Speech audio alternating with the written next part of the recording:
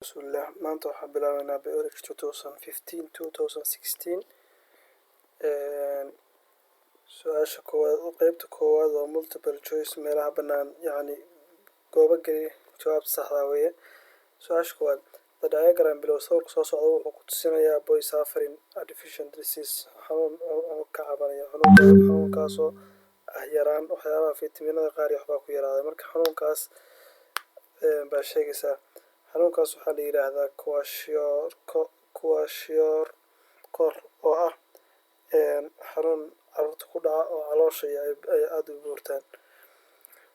Su-aasha labaad, Fadumo is going to test. Fadumo waxay rabtaa inay test garayso protein from food, laakiinse waxay ilowday chemical to test chemicalka ku test garayn lahayd. So which one the following chemicals you choose how to continue her experiment? Chemicaladan keebaa u doori lahayd si ay ugu test garayso? Waa buriate, reagment oo ah chemicalka lagu tijaabiyo ama lagu test gareeyo lagu dhadhamiyo proteinka cuntada loo test gareeyo. Marka protein reagmentna waa la dhahaa. Su-aasha saddexaad, the diagram shows wuxuu ku tusinayaa stage of mitosiska stage ka mid ah. Marka waa sheegaysaa noocu yahay stagekaas waxaa weeye waa anaphase. Anaphase waa marka uu ka gudbo metaphase uu ka gudbo oo chromosomesku ay u kala jabaan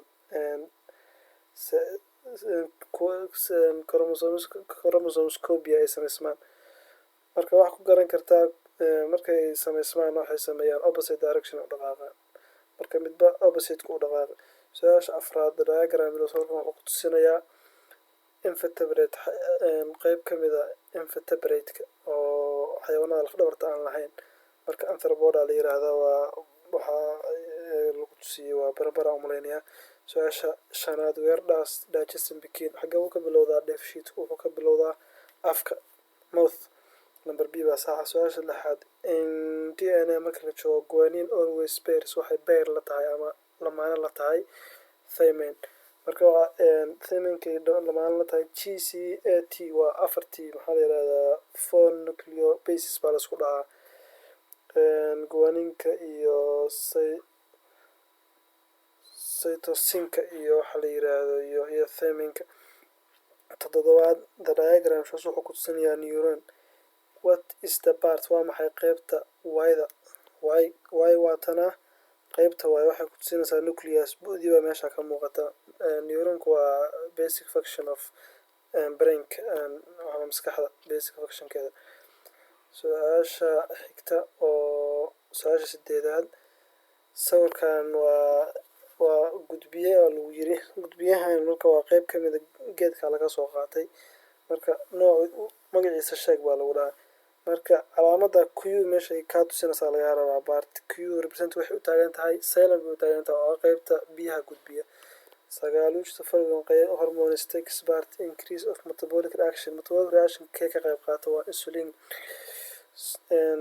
Su-aasha tobnaad, the children of colored blind mother hooyada kalarkoodu blind uu yahay and normal father uu yahay maxay dhalayaan? Ilmahoodu maxaa ka soo baxaya? Waa color blind son iyo color daughters.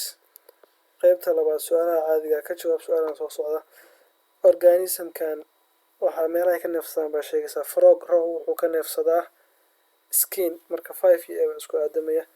Ammoebiyadu waxay ka neefsataa cell membrane 1 iyo C. Human skinku ka neefsadaa D iyo waxa isku aadamaysa waxaan leeyahay lungs-kan ka wada D iyo waxa isku aadamaysa 3. Plant dhirtuna waa stomatada 2 iyo E baa isku aadamaya. Halkaan kugu qoran yihiin marka jawaabaha.